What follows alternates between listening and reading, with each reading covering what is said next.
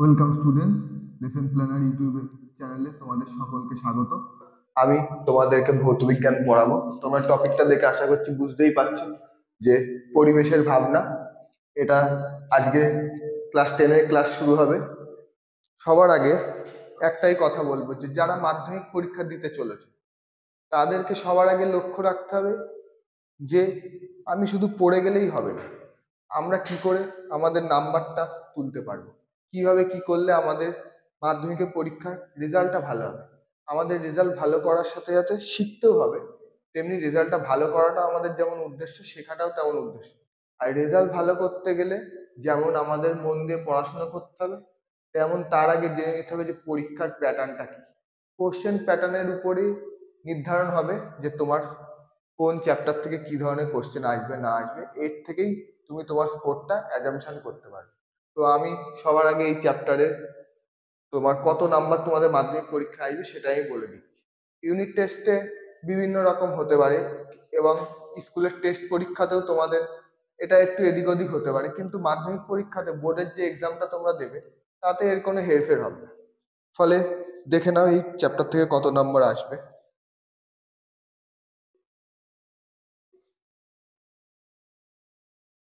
MCQ মানে multiple choice question. এই MCQ আসবে তোমাদের হচ্ছে এই চ্যাপ্টার থেকে একটা একটা এমসিকিউ আসবে যার পূর্ণমানও 1।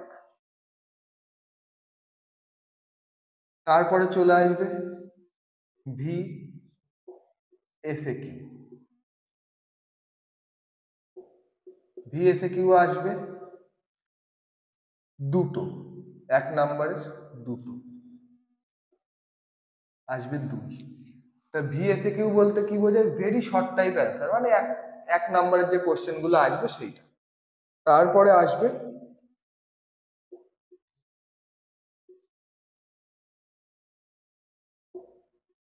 SA Q. এসএ কিউ আসবে 2 নাম্বারের একটা। এটা সবাই খাতায় নোট করে নিতে পারো। এইটা এই চ্যাপ্টার থেকে এই 5 নাম্বারের বেশি মাধ্যমিক পরীক্ষায় আসবে না, বোর্ডের পরীক্ষায় কখনোই আসবে না। এটা তোমরা লিখে নিতে পারো, ঠিক আছে? তাহলে তোমাদের এখান থেকে কোশ্চেন আসবে কটা? 4টে। 4টে কোশ্চেন আসছে, তার পূর্ণমান তোমরা পেয়ে যাচ্ছ 5। এখান থেকে 3 নম্বরের বড় প্রশ্ন করার কোনো প্রয়োজন নেই। যতই বইয়ে নানা রকম জিনিসপত্র থাকুক, যেটুকু পড়াবো সেইটুকু তোমাদের এই 5 নাম্বার পাওয়ার জন্য এনাফ। তোমাদের টার্গেট এই চ্যাপ্টার থেকে 5 নাম্বার আসবে, আমরা 5 নাম্বারটা কি করে তুলব, এছাড়া আর কোনো কিছু নেই। এটা সবাই লিখে নাও, তারপরে আমি পড়ানো শুরু করছি।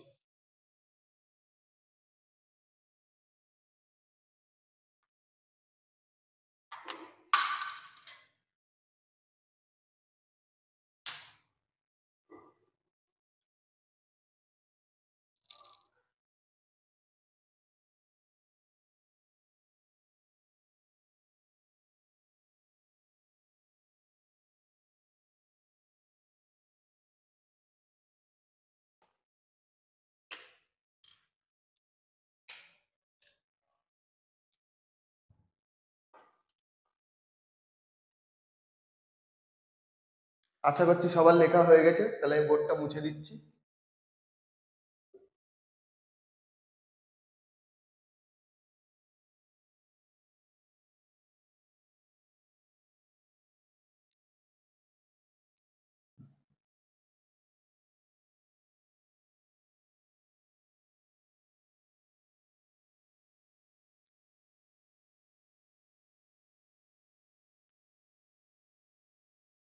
তাহলে শুরু করা যাক। পরিবেশের জন্য ভাবনা।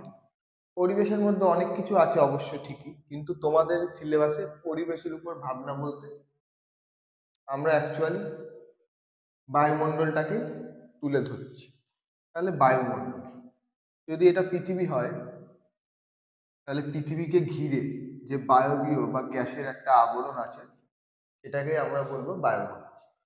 তোমাদের কোনো চিন্তা নেই, তোমরা যদি বুঝতে না পারো আমাদেরকে কমেন্ট করে জানাবে এবং অন্যান্যদের সাথেও শেয়ার করে দিতে পারো যদি আমাদের ক্লাস ভালো লেগে থাকে।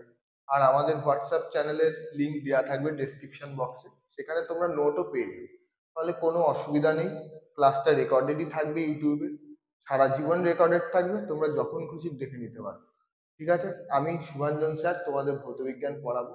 আমরা 8, 9, 10 তিনটে ক্লাসকেই পড়াবো। আজকে আমি 10 এর ভিডিও আপলোড করেছি, পরে অন্যান্য ক্লাসের ভিডিও তোমরা পেয়ে যাবে। আমাদের এখানে সমস্ত কিছুই পড়ানো হবে, কোনো অসুবিধা নেই। তাহলে আবার চলে আসি, তাহলে এটা পৃথিবী, এর আশেপাশে আছে বায়ুমণ্ডল।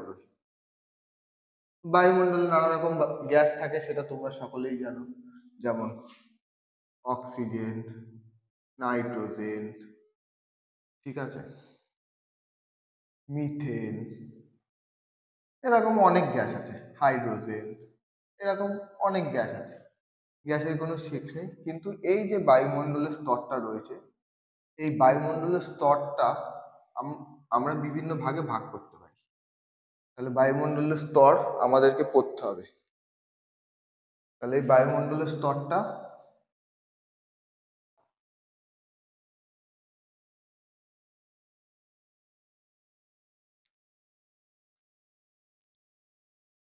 ধরো এটা বায়ুমণ্ডল,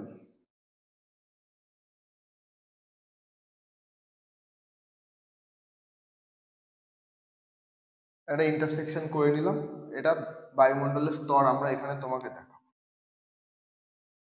এই একটা স্তর, এই একটা স্তর, এই একটা স্তর, এই একটা স্তর, আর উপরে, একদম উপরে এইখানে আরেকটা স্তর। ঠিক আছে, এই ভূপৃষ্ঠ। তাহলে এই স্তরটাকে আমরা কি বলবো? এই স্তরটাকে আমরা বলবো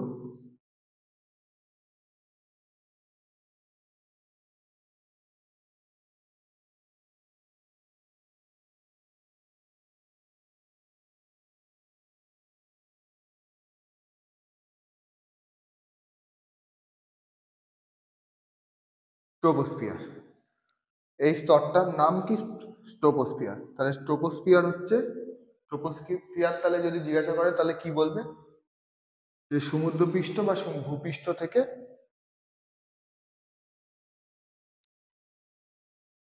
ভূপৃষ্ঠ থেকে এটা 15 কিমি পর্যন্ত বিস্তৃত এই স্তরটা হচ্ছে ট্রোপোস্ফিয়ার। ঠিক আছে, ঠিক, বা এটাকে শান্তমণ্ডলও বলে। না, ভুল হয়ে গেল একটুখানি, শান্তমণ্ডল না, এটা হচ্ছে ক্ষুব্ধমণ্ডল। ক্ষুব্ধমণ্ডল কেন বলে সেটাও আমি পরে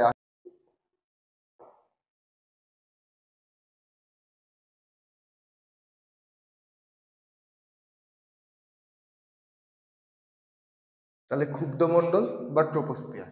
ঠিক আছে, এটা 15 কিলোমিটার পর্যন্ত বিস্তৃত। এখানে যে বাতাসটা থাকে, সেই বাতাসটা সব থেকে ভারী বাতাস থাকে। কেন ভারী থাকে তোমরা সবাই জানো, আগে পড়েছো যে পৃথিবী পৃষ্ঠে বায়ুর চাপ সব থেকে বেশি থাকে, তাই এখানে বিচরণকারী বাতাস বেশি থাকে। এইবার ক্ষুব্ধমণ্ডল কেন বলে এই জায়গাটায়?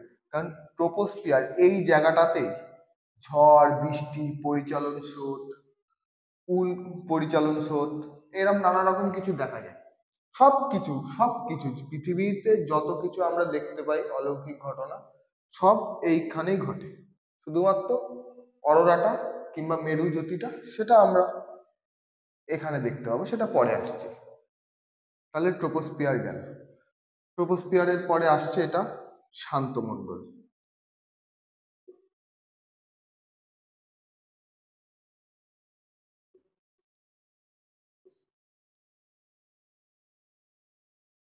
বা স্ট্র্যাটোস্ফিয়ার।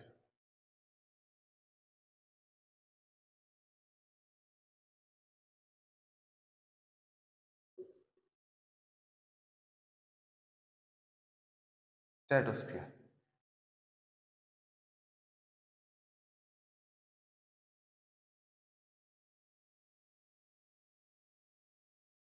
এটা তোমার এই ট্রোপোস্ফিয়ারের উপর থেকে 40 কিমি পর্যন্ত বিস্তৃত। 40 কিমি।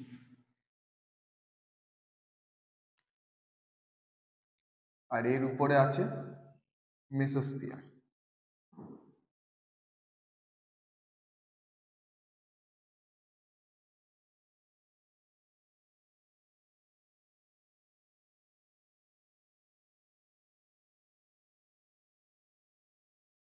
মেসোস্ফিয়ার হচ্ছে স্ট্র্যাটোস্ফিয়ারের থেকে আরো 40 কিমি বিস্তৃত।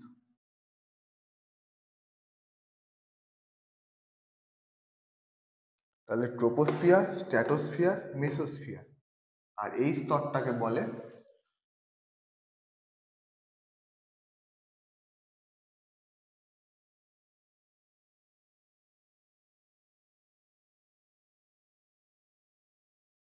থার্মোস্ফিয়ার।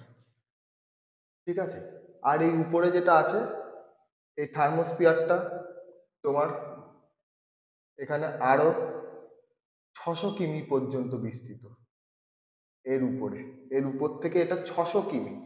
তাহলে প্রথমে ভূপৃষ্ঠ থেকে 15 কিমিতে ট্রোপোস্ফিয়ার, ট্রোপোস্ফিয়ারের থেকে আরো উপরে 40 কিমি স্ট্র্যাটোস্ফিয়ার, স্ট্র্যাটোস্ফিয়ারের আরো উপরে 40 কিমি পর্যন্ত মেসোস্ফিয়ার, মেসোস্ফিয়ার থেকে 600 কিমি উপরে হচ্ছে থার্মোস্ফিয়ার, মানে 600 কিমি পর্যন্ত বিস্তৃত।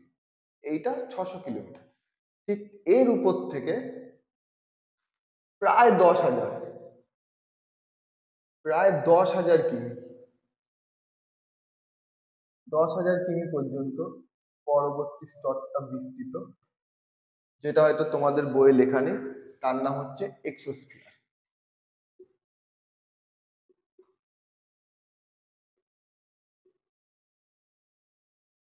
এক্সোস্ফিয়ার।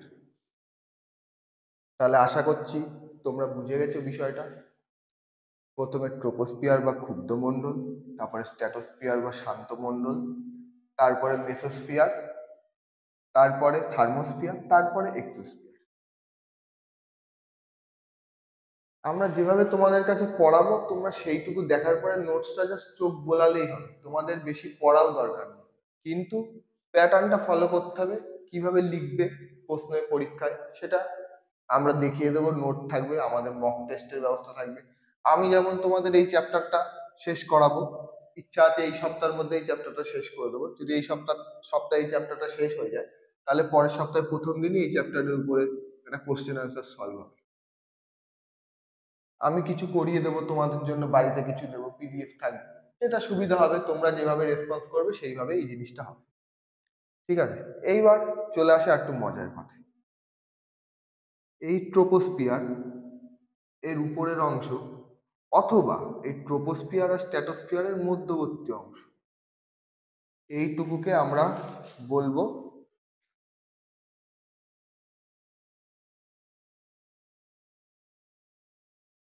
ট্রোপোপজ।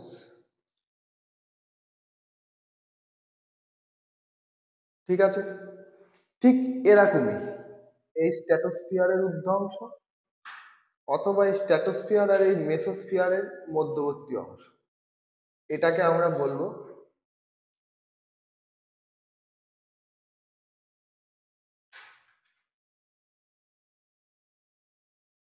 স্ট্র্যাটোপজ। ঠিক তেমনি এই মেসোস্ফিয়ার আর এই থার্মোস্ফিয়ারের মধ্যবর্তী অংশকে আমরা বলবো মেসোস্পর।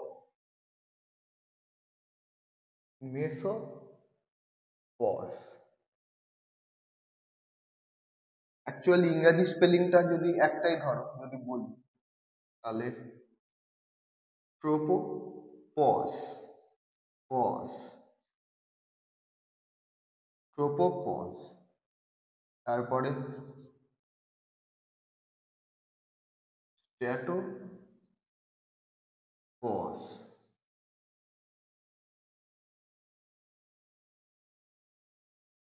পজ। তেমন মেসোস্পজটা লিখলাম না, মেসোপজ তোমরা বুঝে গেছো, মেসো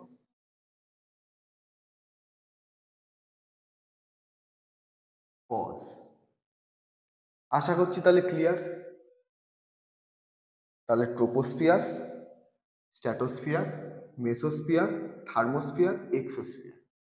ঠিক এদের দুটোর মধ্যবর্তী অংশ ট্রোপোপজ, এদের দুটোর মধ্যবর্তী অংশ স্ট্র্যাটোপজ, এদের দুটোর মধ্যবর্তী অংশ মেসোপজ।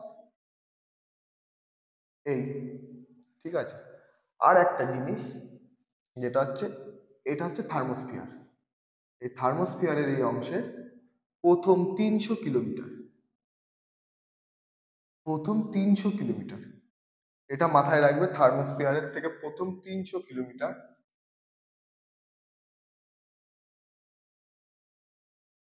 অনেক সময় কোনো কোনো বইতে বা কোথাও তোমরা এটাও দেখতে হবে যে থার্মোস্ফিয়ার থেকে 300 কিলোমিটার নয়, অনেকে আবার বলবে যে মেসোপস থেকে 300 কিলোমিটার। মানে যদি এখানে আবার একটু এঁকে দেখাচ্ছি, এইটা ধরো মেসোস্ফিয়ার, আমি শর্টেই লিখছি, তোমাদের ওখানে ডিটেলসে লিখে দিয়েছি। এটা ধরো মেসোস্ফিয়ার, তেমন এইটা থার্মোস্ফিয়ার। তাহলে এই দুটোর মধ্যবর্তী যে অংশটা সেটা হচ্ছে মেসোপজ।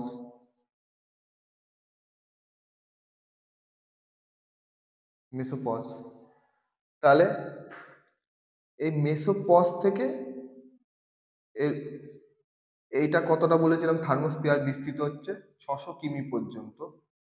কোথা থেকে 600 কিমি? মেসোস্ফিয়ারের উর্ধ্বাংশ থেকে 600 কিমি পর্যন্ত বিস্তৃত। এবার কেউ কেউ বলে যে মেসোপজের থেকে 300 কিমি পর্যন্ত, কিংবা থার্মোস্ফিয়ার শুরুর প্রথম 300 কিমি পর্যন্ত। এই অংশটায় আমাদের যে গ্যাসগুলো আছে সেগুলো আয়নিত অবস্থায় থাকে। গ্যাসগুলো কি থাকে? আয়নিত অবস্থায় থাকে। তাহলে আয়নিত অবস্থায় থাকে বলে শুধু এই 300 কিমি পর্যন্ত এই স্তরটাকে আমরা বলতে পারি আয়নোস্ফিয়ার।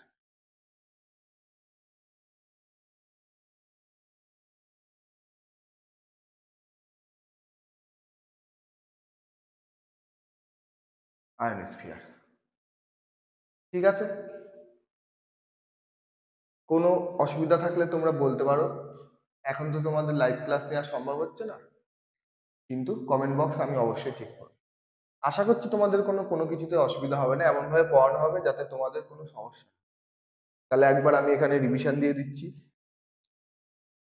ভূপৃষ্ঠ থেকে 15 কিলোমিটার ট্রোপোস্ফিয়ার, ট্রোপোস্ফিয়ার থেকে 40 কিলোমিটার পর্যন্ত স্ট্র্যাটোস্ফিয়ার, স্ট্র্যাটোস্ফিয়ার থেকে 40 কিলোমিটার পর্যন্ত মেসোস্ফিয়ার, মেসোস্ফিয়ার থেকে 600 কিলোমিটার পর্যন্ত বিস্তৃত থার্মোস্ফিয়ার, আর থার্মোস্ফিয়ার থেকে প্রায় 10,000 কিলোমিটার পর্যন্ত বিস্তৃত হচ্ছে এক্সোস্ফিয়ার।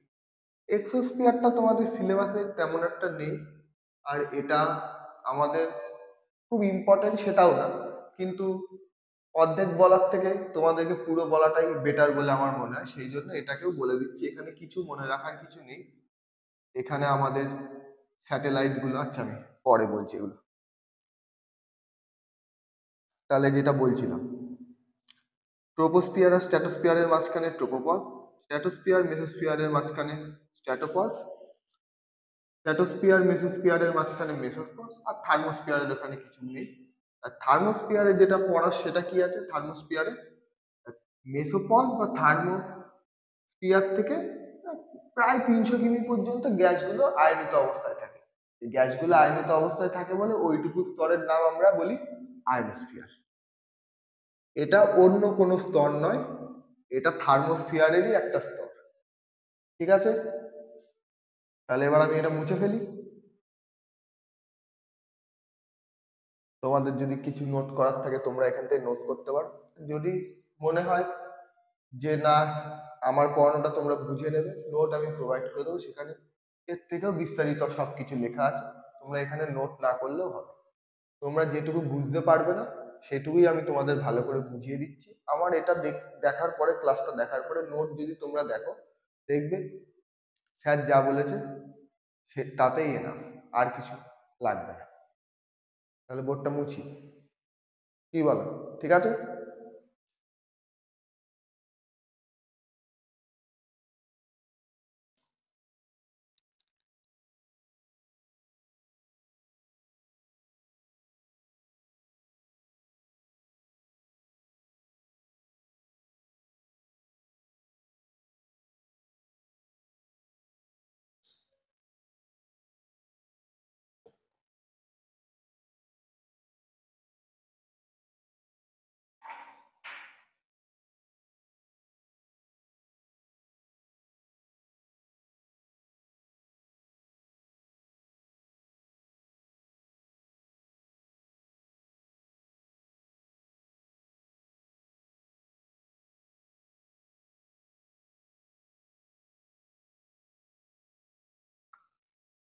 আচ্ছা, তাহলে শুরু করছি।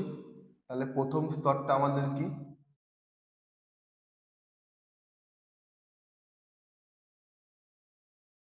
ট্রোপোস্ফিয়ার বা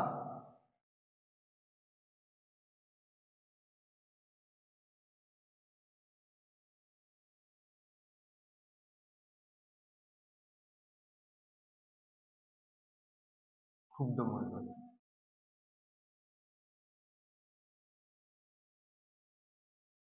তাহলে ছোট্ট করে আবার বলে দিচ্ছি, এখানে তাহলে এটা ভূপৃষ্ঠ থেকে 15 কিমি পর্যন্ত বিস্তৃত।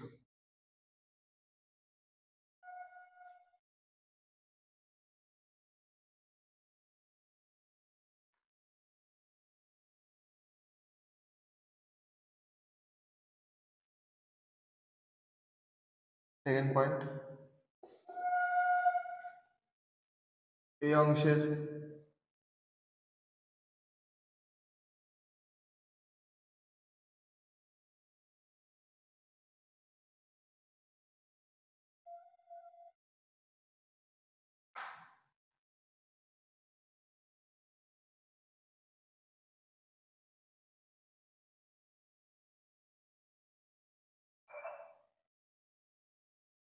বায়ুর ঘনত্ব খুব বেশি, ঠিক আছে? তুষারপাত,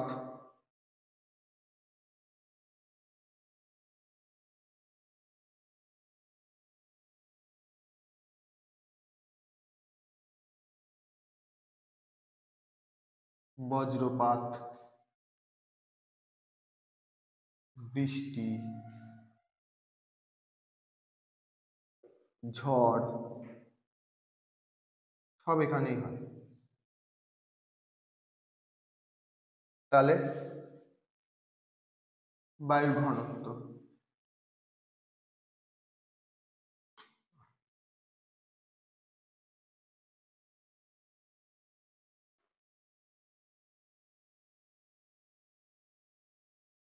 তাহলে 15 কিলোমিটার পর্যন্ত বিস্তৃত, এই অংশে বায়ুর ঘনত্ব বেশি। তুষারপাত, বজ্রপাত, বৃষ্টি, ঝড়, পরিচলন স্রোত সব এই এই স্থানে দেখা যায়, ঠিক আছে? এই গেল। তাহলে তারপরে এই ট্রোপোস্ফিয়ারের ঊর্ধ্ব অংশ কিংবা স্ট্র্যাটোস্ফিয়ার আর ট্রোপোস্ফিয়ারের মধ্যবর্তী অংশকে বলি আমরা ট্রোপোপজ। এটা হয়ে গেল তাহলে ট্রোপোপজ।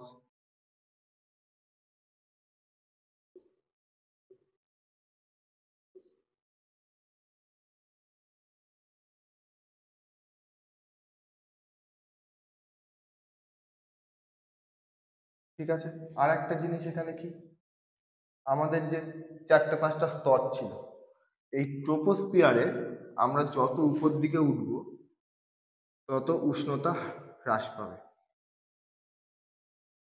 তাহলে আমরা যত উপর দিকে উঠব তত উষ্ণতা হ্রাস পাবে। তাহলে এটা যদি হাইট হয়, এটা টেম্পারেচার। যত উপরে উঠব তত আমাদের টেম্পারেচার কমে যাবে। এখানে আর কিছু নেই বেশি, ট্রোপোস্ফিয়ার ডান।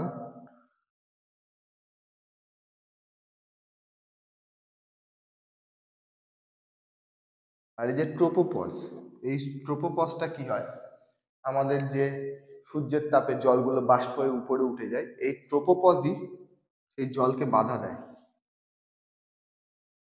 জলকে বাষ্প হয়ে বেরিয়ে যেতে বাধা দেয়।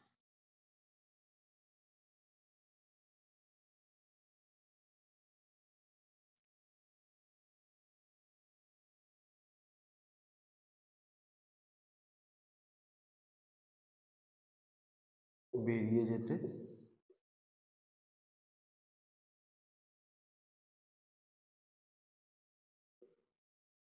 বাধা দেয়। ঠিক আছে, তাহলে ট্রোপোস্ফিয়ার ট্রোপোপজ কমপ্লিট। এরপরে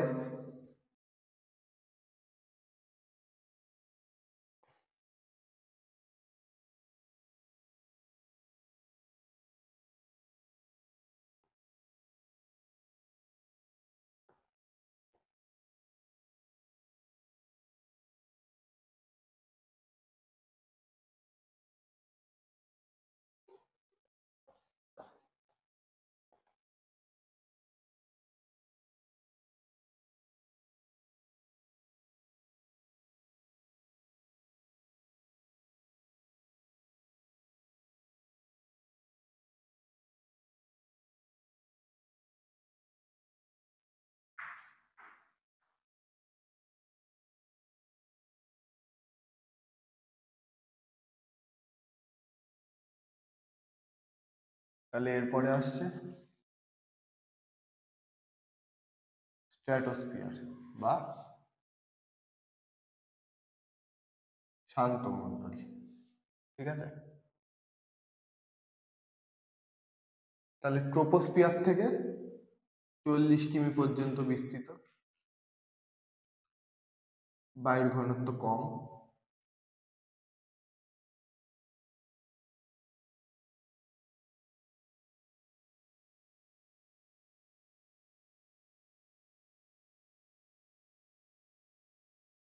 অক্সিজেনের পরিমাণ কম,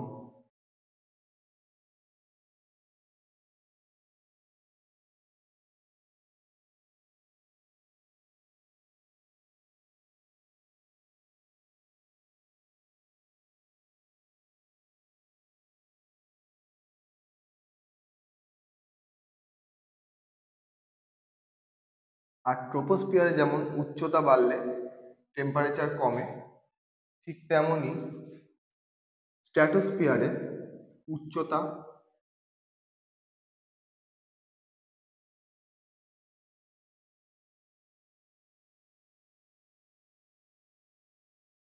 বাড়লে উষ্ণতাও বাড়ে, উষ্ণতা বাড়ে। এই জিনিসটার আবার একটু ব্যতিক্রম আছে। ব্যতিক্রমটা কি? এই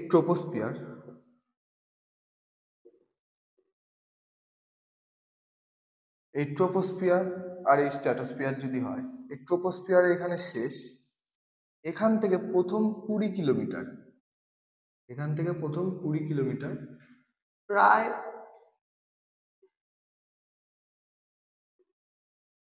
57 ডিগ্রি টেম্পারেচার থাকে। প্রায় বলা যেতে পারে অ্যাপ্রক্স যে প্রথম 20 কিলোমিটার 57 ডিগ্রি টেম্পারেচার থাকে, তারপর থেকে উষ্ণতা বাড়ে। তাহলে স্ট্র্যাটোস্ফিয়ার আর এই মেসোস্ফিয়ার,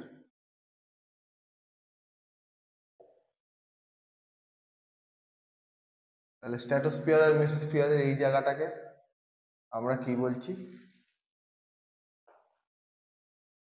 স্ট্র্যাটোপজ।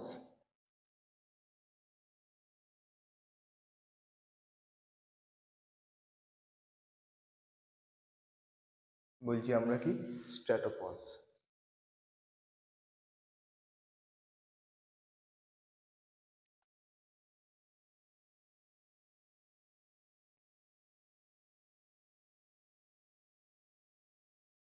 আর এই স্ট্র্যাটোপজেই মূলত থাকে হচ্ছে ওজোন স্তর।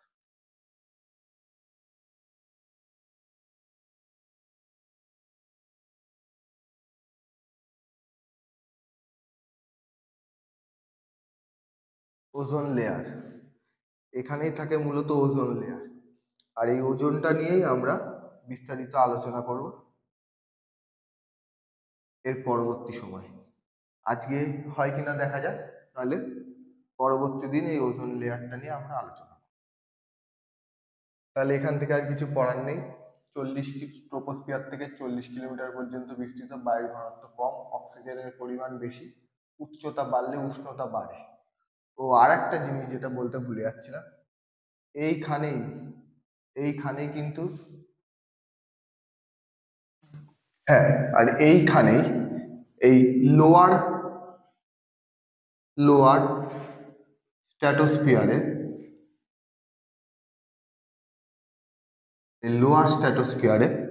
মানে এই রকম জায়গায়, এটা ট্রোপোস্ফিয়ার, এটা স্ট্র্যাটোস্ফিয়ার, এই রকম জায়গায় কিন্তু আমাদের প্লেন চলাচল করে।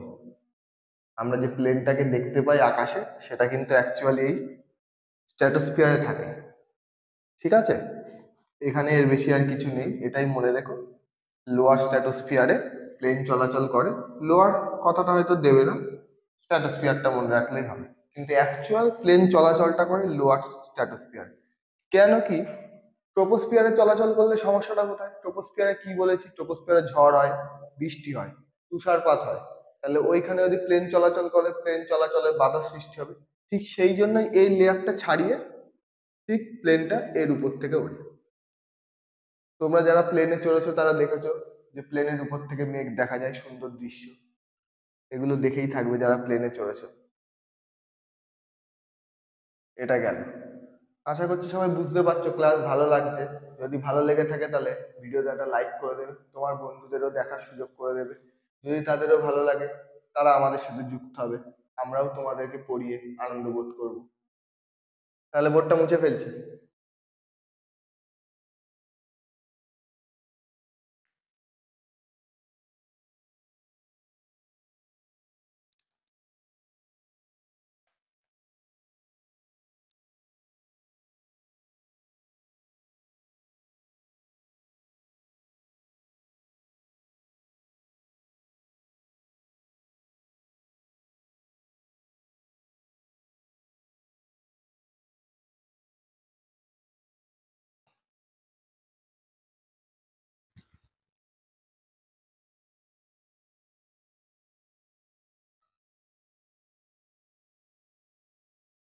তাহলে এবার মেসোস্ফিয়ার।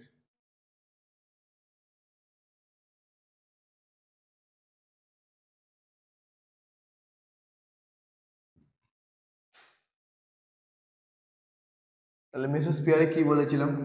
স্ট্র্যাটোস্ফিয়ার থেকে 40 কিমি পর্যন্ত বিস্তৃত। ঠিক আছে, এখানে কি হয়? এখানেও কিন্তু আবার উচ্চতা বাড়ার সঙ্গে সঙ্গে উষ্ণতা কমে যায়।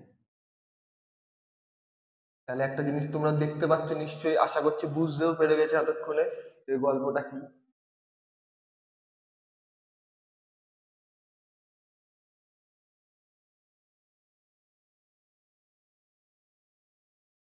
তাহলে এটা ট্রোপোস্ফিয়ার।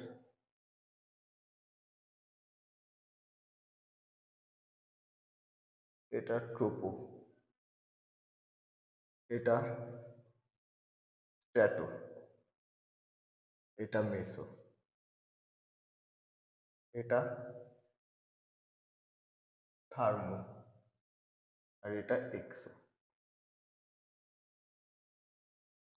তাহলে যদি আমরা টেম্পারেচার গ্রাফটা দেখি, তাহলে এই ট্রোপোস্ফিয়ার, এখান থেকে প্রথমে কি হচ্ছে? প্রথমে হচ্ছে উষ্ণতা কি হচ্ছে? প্রথমে উষ্ণতা যাচ্ছে কমে। তাহলে উষ্ণতা কমটা আমি এইদিকে দিচ্ছি, এটা 0 ধরো, এটা মাইনাসের দিক, আর এটা প্লাসের দিক। জাস্ট বোঝানোর জন্য আমি আর 0, 1, 2 করে লিখলাম না, এটা মাইনাস ইনফিনিটি আর প্লাস ইনফিনিটির আমি ধর। তাহলে এখান থেকে আমাদের টেম্পারেচার যাচ্ছে মাইনাস। মাইনাস ঠিক না, মানে কমের দিকে। মাইনাস টেম্পারেচার এখানে হয় না, এটা আমি বলছি। যদি আমাদের পৃথিবীতে এখানে ধরা গেল তুমি দেখো 44, 43 ডিগ্রি সেন্টিগ্রেড থাকে, ঠিক এর উপরে যত 1 কিলোমিটার আমরা উপরে উঠবো, 1 কিলোমিটার উপরে ওঠার জন্য 6 ডিগ্রি করে সেন্টিগ্রেড কমে যাবে। তাহলে আমরা ভূপৃষ্ঠ থেকে যখনই 1 কিলোমিটার উপর পর্যন্ত যাব, তখনই 6 ডিগ্রি করে টেম্পারেচার কমে যাবে। আর এটা কিন্তু শুধু স্ট্র্যাটোস্ফিয়ারের ক্ষেত্রেই প্রযোজ্য। কারণ আমরা দেখছি, সরি, ট্রোপোস্ফিয়ারের জন্য পরিলক্ষিত। কারণ আমরা দেখছি যে যখন আমরা এর উপরে উঠছি তখন আমি আগেও বললাম যে উষ্ণতা কমে যাচ্ছে, কিন্তু স্ট্র্যাটোস্ফিয়ারে আমি আবার কি বললাম? উচ্চতা বাড়ার সাথে সাথে উষ্ণতা কমে যাচ্ছে। তাহলে এখানে যদি হয়, ধরো এখান থেকে কমছে, কমছে, কমে এখানে এই পর্যন্ত কমলো। এবার এখানে একটা টাইম পর্যন্ত কি বললাম, 20 কিলোমিটার প্রায় 57 থাকে টেম্পারেচার। ধরো এখানে 20 কিলোমিটার 57 আছে। তারপরে কিন্তু আবার টেম্পারেচার বাড়ছে, বাড়ছে, বাড়ছে, উঠছে আর বাড়ছে। মেসোস্ফিয়ারে চলে এলাম, মেসোস্ফিয়ারে আবার কি হচ্ছে? মেসোস্ফিয়ারে কিন্তু আবার কমছে। তাহলে মেসোস্ফিয়ারে যখন করছে তাহলে গ্রাফটা আবার এদিকে যাবে।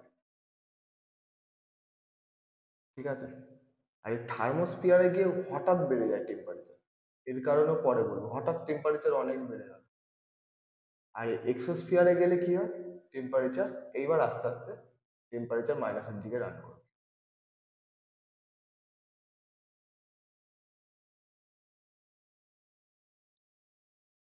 তাহলে এখানে উষ্ণতার সাথে সাথে, উচ্চতার সাথে সাথে উষ্ণতা কমে যাচ্ছে, এখানে উচ্চতার সাথে সাথে উষ্ণতা বেড়ে যাচ্ছে, এখানে উচ্চতার সাথে সাথে উষ্ণতা কমে যাচ্ছে, এখানে উচ্চতার সাথে সাথে উষ্ণতা বেড়ে যাচ্ছে, আবার এখানে কিন্তু উচ্চতার সাথে সাথে উষ্ণতা কমে যাচ্ছে। আর এই যে এটা বললাম যে 1 কিলোমিটার গেলে 6 ডিগ্রি সেন্টিগ্রেড করে কমে যায়, এটার একটা নাম আছে বিজ্ঞানের ভাষায়, এটাকে বলে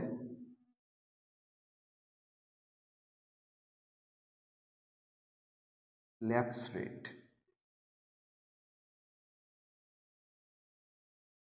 এটাকে কি বলে? Lapse rate. ঠিক আছে, তাহলে যেটা বলছিলাম, তাহলে মেসোস্ফিয়ার আর থার্মোস্ফিয়ারের মধ্যবর্তী অঞ্চলটাকে বলা হয় মেসোপজ। ঠিক আছে, এখানে আর তেমন কিছু নেই, এটা হচ্ছে মেসোস্ফিয়ার কমপ্লিট। তাহলে এবার আসছে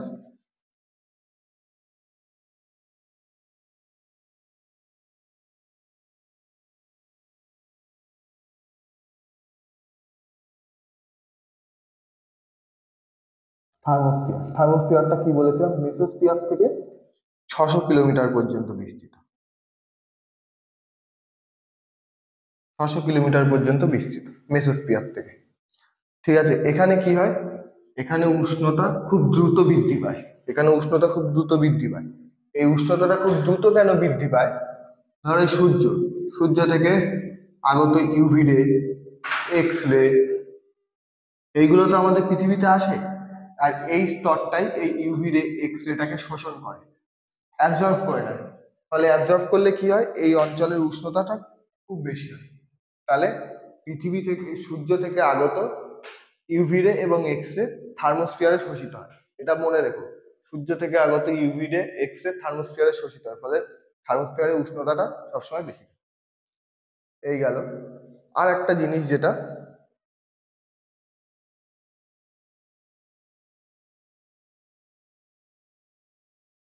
300 থেকে 400 কিলোমিটার এই এরিয়াতে গ্যাসগুলো আয়নিত অবস্থায় থাকে।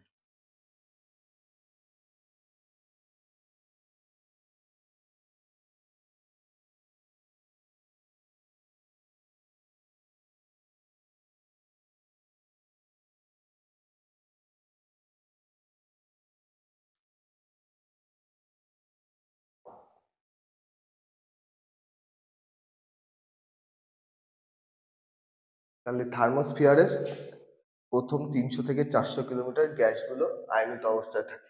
এই গ্যাসগুলো আয়নিত অবস্থায় থাকে বলে এর নাম আমরা কি দিয়েছি? আয়নোস্ফিয়ার।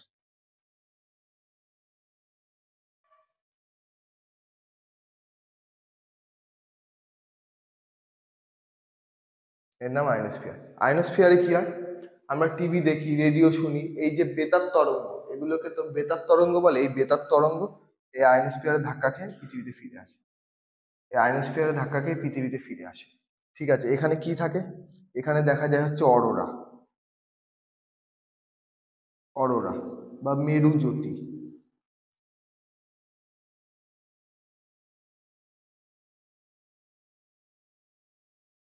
অরোরা বা মেরু জ্যোতি দেখা যায় থার্মোস্ফিয়ারে। আর কি হয়? এই যে আমাদের স্যাটেলাইট, স্পেস স্টেশন, এইগুলো কিন্তু সব থার্মোস্ফিয়ারে অবস্থিত। তাহলে স্যাটেলাইট,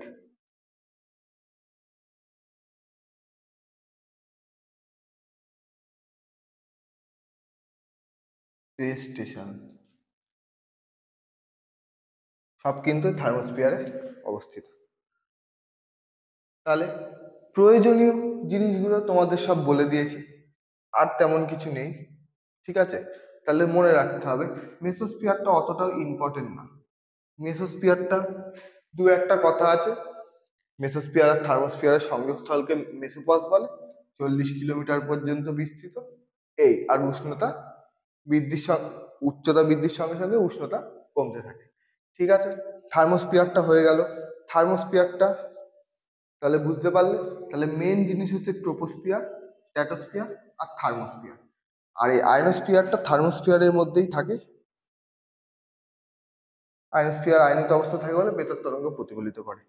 আর হচ্ছে একদম সবার উপরে এক্সোস্ফিয়ার। এক্সোস্ফিয়ারে তেমন কিছু নেই। এক্সোস্ফিয়ারে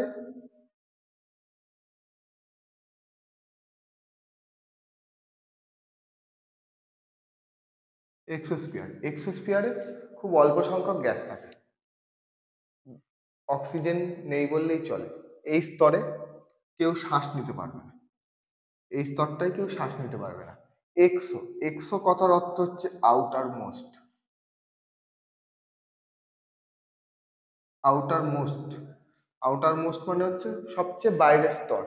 এটা আমাদের বায়ুমণ্ডলের একদম বাইরের স্তর, সেই জন্য এটার নাম এক্সোস্ফিয়ার। আউটার মোস্ট লেয়ার একদম বাইরে, এই জায়গায় উষ্ণতা সব থেকে কম, মাইনাসে চলে যায় উষ্ণতা। ঠিক আছে, আর কিছু নেই। তাহলে বায়ুমণ্ডলীয় স্তর সম্পর্কে তোমাদের আশা করছি আর কোনো ডাউট নেই।